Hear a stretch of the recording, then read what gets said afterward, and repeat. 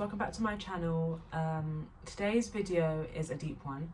I haven't got long to film this video because the sun is setting. It's literally like 5 o'clock, coming up to 5 o'clock, and the sun's setting at 5 o'clock. At least we got longer days, longer days with sun, longer days in general. Anyway, yeah, so as you can see by the title, today I'm going to share part of my domestic violence story to spread awareness, for self-healing, just because I want to, and we'll see how it goes. I'm just gonna jump straight into it and see. I'm kind of just gonna talk and see how that leads me. It's a long time coming, this video, so yeah. By the way, I've got a Chico and his son with me. I'm just gonna say hello. You still need a home, and I won't give you to just anyone, so you're still here with me. But he's so big now, guys. Look, like he's so big. Oh, don't mean to show his willy on the camera.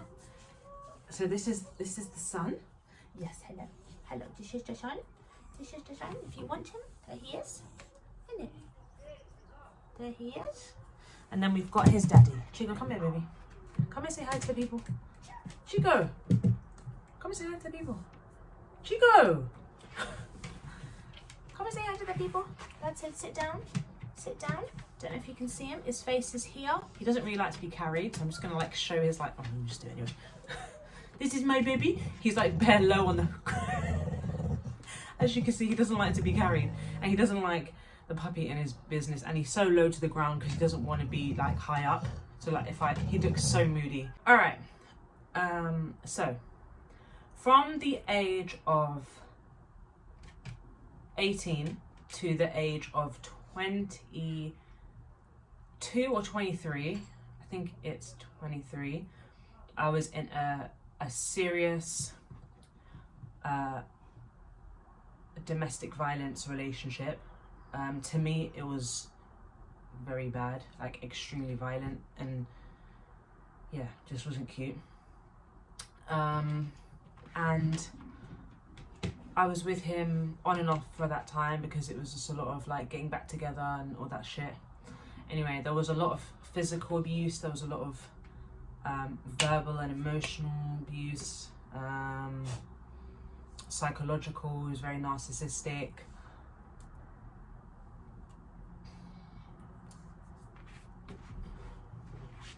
And just all round, it was toxic. It was my first relationship and my only relationship. I haven't been in a relationship since, and I wasn't in a serious relationship before. I'd had like other like, I was in a relationship with the guy that took my virginity, but it was like, I didn't want him. I didn't want him. It wasn't serious. It was like, I didn't like him, but he was a nice guy. Do you know what I mean?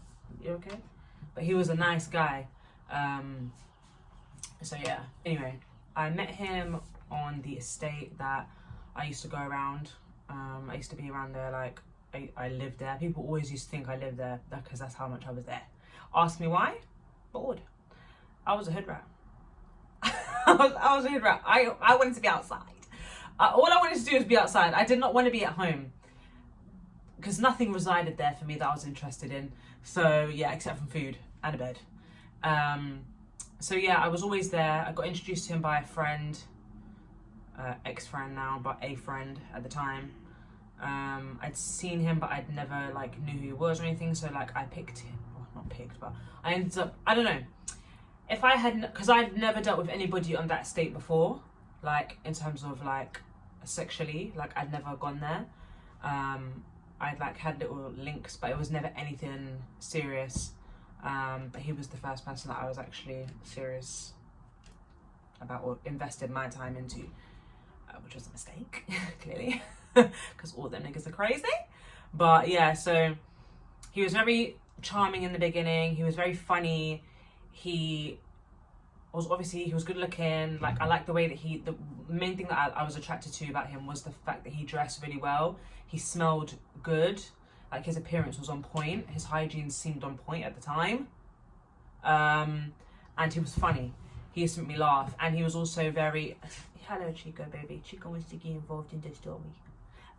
He was also very, oh shit, where was I going now? That's why Anyway. Shit, man, where was I going now? He was very funny, and he was very persistent. He was chasing me for a while before I took him serious, because I don't take no one serious. I never did. So gave him a chance, and pretty quickly it went sour. Pretty quickly, like the red flags were there. Because at first I lived on my own. So from 18, I lived in a studio flat in Harrow, North London, if you don't know where that is, Northwest, or I don't know. Anyway, I lived there when I turned 18, because I would come out of care, and then when you come out of care, you go into it's like a step before your flat type thing. So I lived there. And he would just come over to my house a lot. I would also be in the estate a lot, so it's like we would see each other there. And then when I started to take him seriously, when he would come around more, he would come to my house and we would chill and stuff like that. Pretty quickly, the red flags were there. He told me that he loved me very quickly, like within the first 2 weeks. And even then,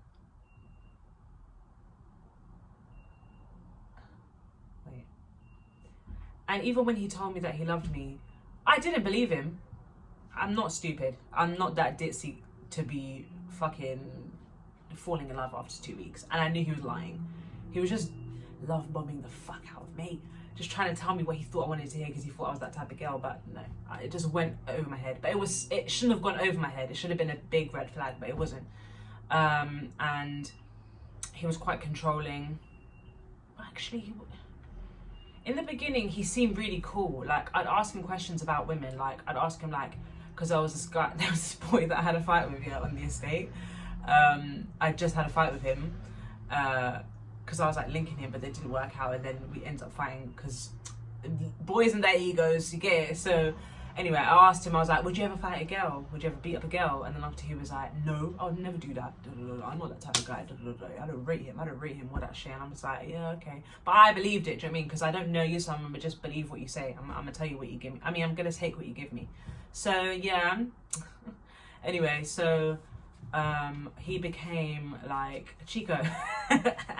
He became like, it was weird because he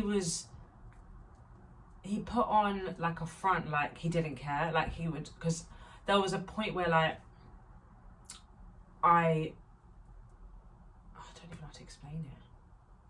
He made it seem like he didn't mind that I had boyfriends, because I had a lot of boys that were my friends, like a lot. Well, okay, not a lot, but like I had some that I'd only ever been platonic. I learned that word recently. Platonic. It means like just friends and nothing else. So I had loads of them. And he seemed like he was cool with it, but then slowly he would start to like mention things, and then it eventually got to the point where I was like deleting. Well, another big red flag. One time, I think when we argued, he deleted every single one of my pictures off Instagram, all of them. And back then, I was that girl. I was that girl back then. So, like, people knew back then. I don't even want to say this because it's so cringy, yeah. But back in the days, people used to know me as Big Batty Leash. Do you get it? So, I don't know. I had lots of attention. So he didn't like that. And I had lots of like likes on pictures and stuff back in the day and all that. You know when you're young, anybody be liking them and pick them. So yeah, and he didn't like that. He deleted all of them. Another big red flag. But yeah, aside from all of that and getting down to the real seriousness of it, he was definitely a troubled young man. He put on a good act, I must say. Like, despite all the red flags, he put up.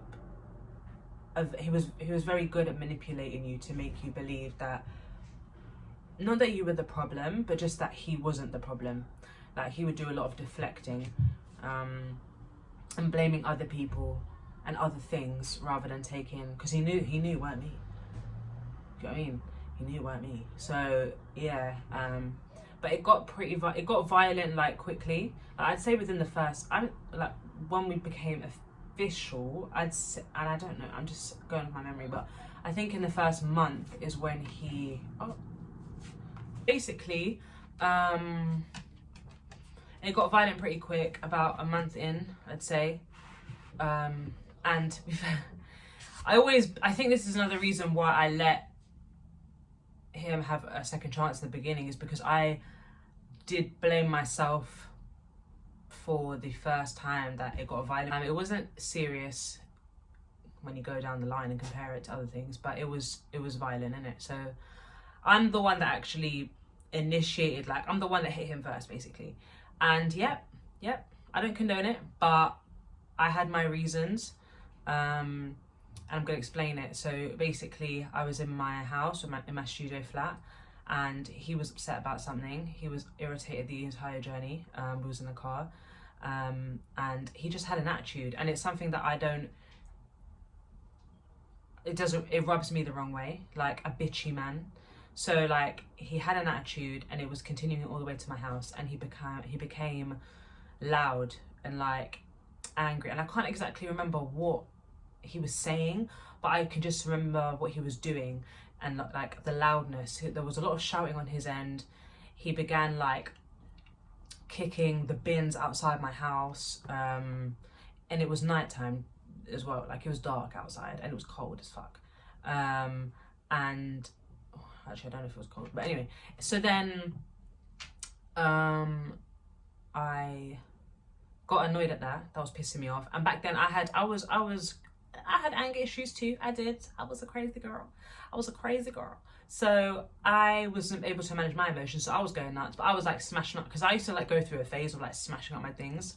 I would never do that again, but I did that. I started smashing up my house and getting angry and screaming and shouting and all that shit, and it was a lot. And it escalated. It didn't de-escalate. So like, he ended up coming in, the argument came inside, and then he just didn't, like, I was over it by then, because I get to a point where I'll be like very cool, and then I'll get mad, but then I'll quickly calm down ish, like, whereas he was just like progressively getting worse and worse and worse and worse and worse. So by that time I was like calm ish, like I was over the violence. I'd done my shit and I was like cool. I was just chilling on my bed. Well, not chilling, but I was arguing with him on my bed, but not as loud. And he was getting louder, more irritated, and he basically started like kicking my shit. Like, my bag was on the floor by my bed, and I was like sitting, how I'm sitting now, my bag was like here, and he was like there, like over me, and just like screaming and shouting in my face. And I'm just sitting there like, I'm gonna need you to get out of my face. Like, for real, like, I'm not used to this. Do you know what I mean? I don't let niggas touch me. I don't let man put their hands on me. I don't let man disrespect me. Like, I might be hot-headed myself, but don't take the piss. So I was vexed, but I'm just sitting there thinking, if you put your hands on me, then cool. So I was on guard already, and then he began to kick. He kicked my bag, but because he was standing here, and my bag is here, he had to come past me to like kick my bag. So like, when he kicked my bag, I immediately jumped up, like onto the bed, like quick, because I was not expecting it, and I was like, what the fuck is wrong with you? So then I jumped on the bed.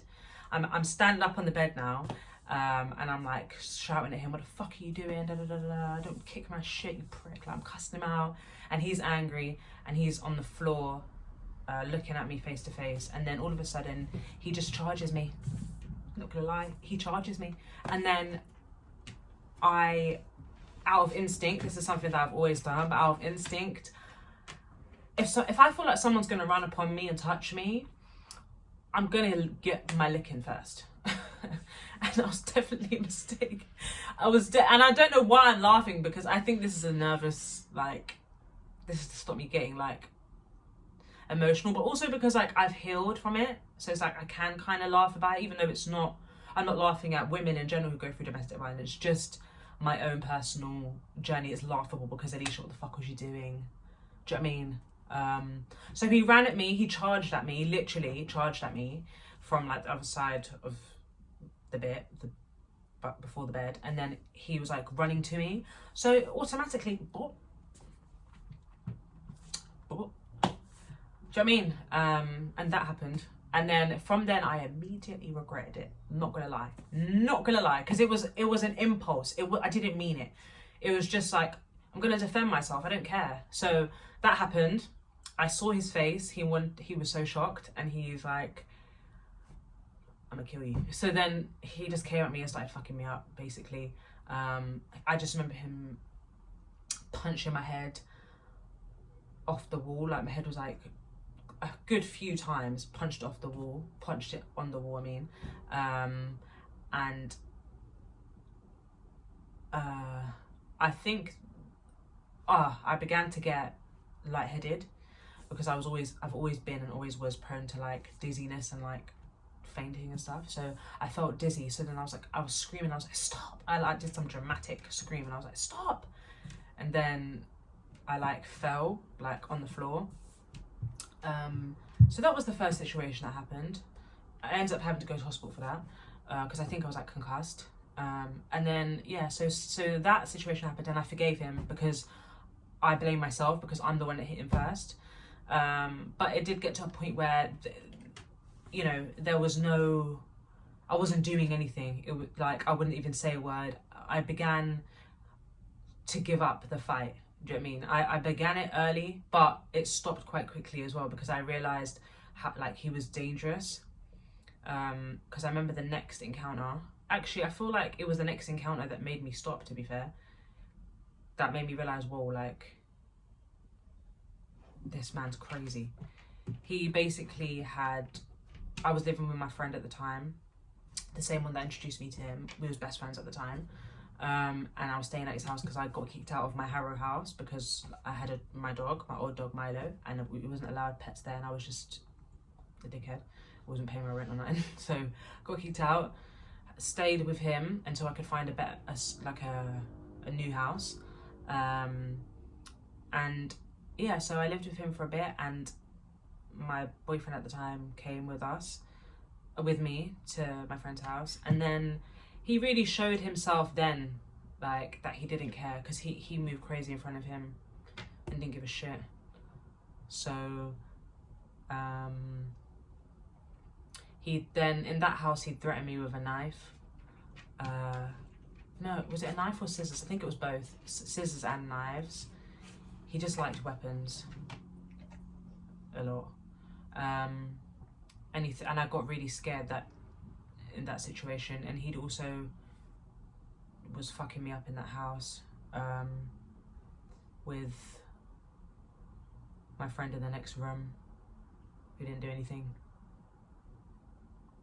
Didn't blame him at the time, because it was like, just minding his business, but now looking back on it, I feel like he could have at least come in the room, but he didn't. So yeah, he was fucking me up in the room, he was threatening me with knives and I began to get scared, and I realised, Alicia, you fucked yourself. You've put yourself in a situation with a man who doesn't want to leave you alone and is dangerous. And if you do want to leave, he's someone who's very capable of like stalking you and like following you and like harassing you. That's the exact type of person that he was. So that situation happened, and it really made me think properly about who I was with. So I tried to leave then. He had ended up going back to his area, because my friend lived in Hackney at the time, and we wasn't from there, we was from North. So he ended up going back to North, I ended up going back to my nan's, and he then was the cycle of fucking harassment, like constant calls. I'm talking hundreds of calls, you know, social media, harassing me on social media, getting people to call me, getting his brethren to call me, family members to call me, all type of stuff. And eventually I caved, and I caved multiple times, not gonna lie. Sorry about that, I had to switch up the lighting because it got dark and the quality was moving mad, so I just switched up quick. But yeah, so as I was saying, I caved because the pressure of, you know, being flipping 18 and having people bombard you with messages and calls and stuff, and him telling me, oh, I love you, I'm sorry I changed, da, da. You believe it when you're young and dumb. So that's what I done. I believed it multiple times. So yeah, that was probably that probably wasn't the worst.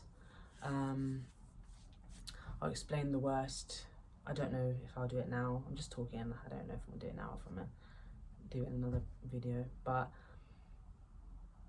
there was another time when I felt very dangerous. I mean, there was another time where I realised just how dangerous he was, because I do believe there's a stigma against women who've been abused, where it's like people just ask the obvious question, why didn't you leave sooner? Why don't you just get up and leave? It's not that easy. It can never be that easy if you deal with someone like him. There are people who struggle with domestic violence or have been abused, like physically, and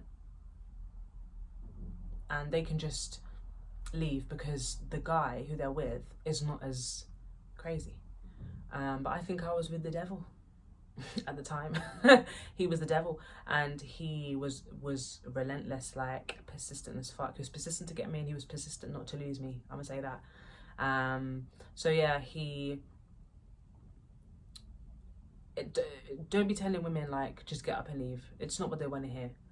There's ways you can go about it without saying it. Do you know what I mean? We know we want to leave, but when you got someone like him who's dangerous and knows where you live, knows who your family are, like knows and makes threats against them and you just feel like you don't want to burden anyone, or you don't want to make it a problem. You just rather sort it out and hope they change, and that's just never going to happen with someone like them, with him, sorry.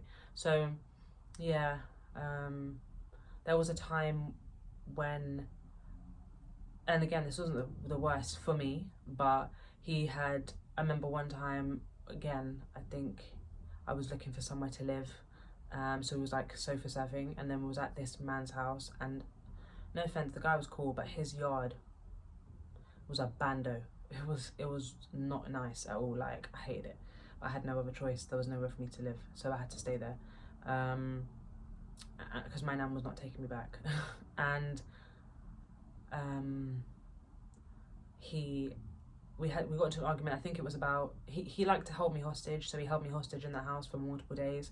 And I think when I was deciding I wanted to leave and stuff, he would like say like, oh, I know you're fucking it, like other man anyway, you hoe, like just getting himself angry, you know, like when you're just working yourself up. And by that time I had given up like fighting back. I was just like a victim at that point. I was just like taking it, seeing how much I could take. And then he had like gone into this box and he just picked up a gun and he just pointed it in my face. I don't know if I'm allowed to do that, but he picked up the gun and he pointed in my face, and I was like, just when I thought you couldn't get any worse, like from the knife and scissors situation, there you go, that's who you are. Do you know what I mean?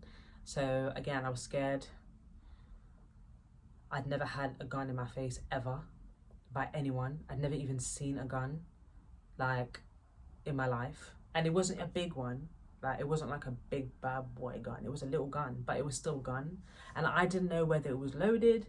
I didn't know nothing, so I just like froze at that point. And again, I'm sure I was with my friend at the time, and he was there, so it's like he didn't care who he did it in front of. He would do it in front of his brethren. He would cuss his brethren out. He talked to them like shit. Like he was not a nice guy. Do you know what I mean? So that happened as well, but that wasn't the one that really traumatized me. It just made me know you're another level of dangerous, and it's going to be harder for me to leave you when you're capable of doing that to someone that you claim you love. So yeah, but to be fair, there was a lot of emotional abuse and verbal abuse that occurred. I lost so much weight. I went from a size, I'd say, well, I was already skinny, because a guy that I was linking, or that I knew very well, a friend of mine, died, and I'd never known anyone that died before, so I was like so stressed. Me and my brethren, like we were all like mourning and grieving for him, and we just like used to like just get lit, and like didn't care about, like we had no money, we were broke, we was little kids, and like I don't know, was just stressed. So I was skinny, but I was like, I'd say like a size 10. I was putting on weight. I was at that stage where I was like healing and like getting better, but putting on weight slowly. So I was about a 10, but I went from a 10 to a 6 very quickly. And that was just mainly, it wasn't really from physical, it was more from verbal and emotional. So like, don't think that just because you be talking shit that doesn't affect someone, because it does. It does. I used to prefer getting beat than hearing him cuss me for hours, because that's how it will go. It will be for hours. He would take my key and not let me out the house. If I tried to fight him, because I did a couple times, he would just hurt me. There was one time he stamped on my face, and he actually chipped my tooth.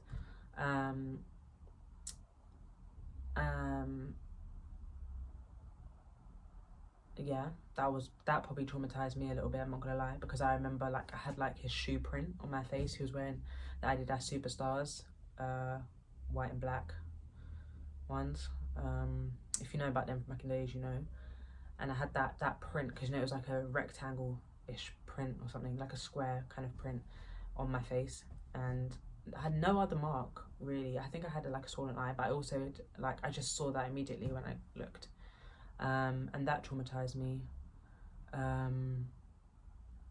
But yeah, he had a habit of keeping me hostage, not letting me go, and if I wanted to leave, he would just fight me. So that was pretty tough as well. But like I said, him like talking about me as a person, saying I was ugly, saying that no man would want me because I look like a man, and all this stuff, like playing on my insecurities a lot, he liked to do, because I know I'm not the best looking girl, and I have insecurities, but at the same time it's like he just loved to bring it forward. Like I told him about how I was raped and I was assaulted like sexually by this guy, and he would like tell me like how, you know, I'm glad you got raped, I hope he rapes you again, all this shit, like just talking crazy. I remember one time we was in my house and he would say like he would say he hates me so much, and he wants to like throw hot oil in my face and burn off my face, and so that no man would want me, and like cut off my hair, like all I used to write it down but I don't have it now. Just crazy stuff, a lot of stuff he would say, but like it was more like he was jealous. He would accuse me of cheating all the time, say that I'm fucking his friends, like it was a lot. And imagine having that every day. We would argue every day, we would have something every day, because I would argue the fact that you're always like in the fucking ends, claiming that you're making money but coming home broke pocket, or losing your money because you owe people, or I don't know how I don't know how the game works, but he was on the roads in it, so he would win some, lose some, and he definitely lost a lot. So it was a struggle, and I just used to just fight him about it, like, yeah, and he would just meet me back with like saying I'm waffling, and yeah, just threatening me, saying that I wanna fuck his friends, when I never even looked. I barely looked at you. I barely wanted you, bro. Now I'm with you, I can't fucking get out. So why would I look at your friends? Because it's true what they say. Show me your friends, I'll show you who you are. So I didn't want none of them. But it was just a thing. Just he thought that it bothered me when he would call me that. That didn't really bother me. But obviously if you're hearing stuff, like I said, every day, all hours of the day, like, and you have it, because I said that I was skinny. I stopped eating, I stopped sleeping, I stopped caring about myself. Like I was a mess. So like it's draining you when you haven't ate, you haven't slept, and you're just hearing someone, and then like it would flip from like 1 minute he'd be like, oh, like I'm so sorry, to the next minute, I fucking hate you, you bitch, like you slag. Like, no, he wouldn't call me a slag, he would just call me a hoe. He would say I'm a hoe, he wouldn't say slag, but and just talk about my nan, and talk about, you know, threatening them and my mum and everyone, saying that my mum was like I'm a crack baby, and my mum was a hoe and all this stuff, and my dad's like a waste man, and he'll punch at my dad and punch at my brother and all this stuff. Just hurt, it just was draining. So yeah, I can't remember everything off the dome, but that's kind of just like a glimpse of everything, because it was bad for me. It was definitely traumatic. When I left out that relationship, I had to plan it. I planned it for a year. I I don't know the word. On basically on purpose, I chose not to tell him where I was moving to, which was here, because I had a habit of eventually caving in and letting him go wherever I would go, because I was lonely, insecure, just a mess. And then when I'd realised that I didn't want to be with him, and I knew, Alicia, you have to leave or you're going to like die. Either you're gonna die, like kill yourself, or he's gonna kill you, one of the two, because that's where it was going to. I had to plan it for a year and keep my mouth shut, basically. And like, he wanted to bring his stuff, because he had a sick way of like, he'll leave stuff in my house, like 1 or 2 important things in my house, so that he would have to come and get it, or like he wouldn't take it as like, if I would say I'm gonna send it and give it to someone, he would cuss me out and stuff like that, and they wouldn't want to get involved in all this stuff. So I decided to, like, when I moved, I was like, you can't bring your stuff. And I was quite convincing at that point, like, to make him know, like, we need to have a fresh start. Like, you don't need to come here straight away, just take all your shit, go stay, we need to stay, and then we can figure it out. Obviously that was all lies. And then when I ended up coming back here, I slowly started disconnecting, like slowly started ignoring him. It was hard in the beginning, because when he realised, again, he came through harassing me, which he would do every time, and we broke up many times, and he would just like, just want to just beg me. So when, yeah, I was proud of myself. I was proud that I done that. But even coming out of that, I just sunk straight into another depression, like heartbreak, betrayal, feeling lost, on my own, lonely. It was another battle. I thought once I left, I was going to be like, woo, I'm free. I can turn up, let's get lit, man. Like, I thought so much, like, I thought it would be okay in the beginning-ish. But then I started to realise, like, no, there's another battle you have to face, like, not falling into another cycle of getting with another man. I haven't been in a relationship since. I don't need to be in a relationship. I don't want one. Well, I do, but I don't. I want to focus on myself. I always say that. I want to make sure the man that I pick to have a family with is the right man. And I do believe there is the right man. It's just about me, like, healing myself and making sure I'm the best version of myself before I present myself to a man. Because a lot of you dusty bitches want a man, but what the fuck are you doing to make a man want you? And that's what I had to tell myself, that, do you get it? Like, no man's gonna want an unhealed woman, and it's the same with a woman. We don't want no unhealed man. So I had a lot of healing to do, and I done it, and I'm still healing. Is like I've realized now it's like ongoing. I'm going to be healing for the rest of my life. But yeah, I think that's all I'm going to talk about today. I'm gonna, maybe if you guys like this and if you have any questions, I'm open to like answering any questions you guys have about him, or about your own experience you would just want to share, or you want some advice, anything, just, I don't mind, feel free to ask. And depending on like what I get from this, then I'll decide if I want to do another part to this, because I did want to maybe speak on other things that have happened to me, like sexual assault, and things like that, because I am definitely more open to like talking about it now. So yeah, I think that's all I have time for. I just want to say thank you guys so much for watching. Any love I get, I'll appreciate a lot. Just feedback really would be nice for me. But I will continue to put out videos regardless. I'm trying to be more consistent. It's so hard. Adulting is so hard. I keep saying it. I'm always say it. Being an adult is hard. Managing and juggling everything is so hard, man. So I'm trying. I'm gonna get this video out as soon as I can.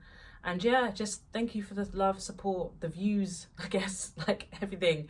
Taking the time to watch me is nice. And I'll see you guys in the next video.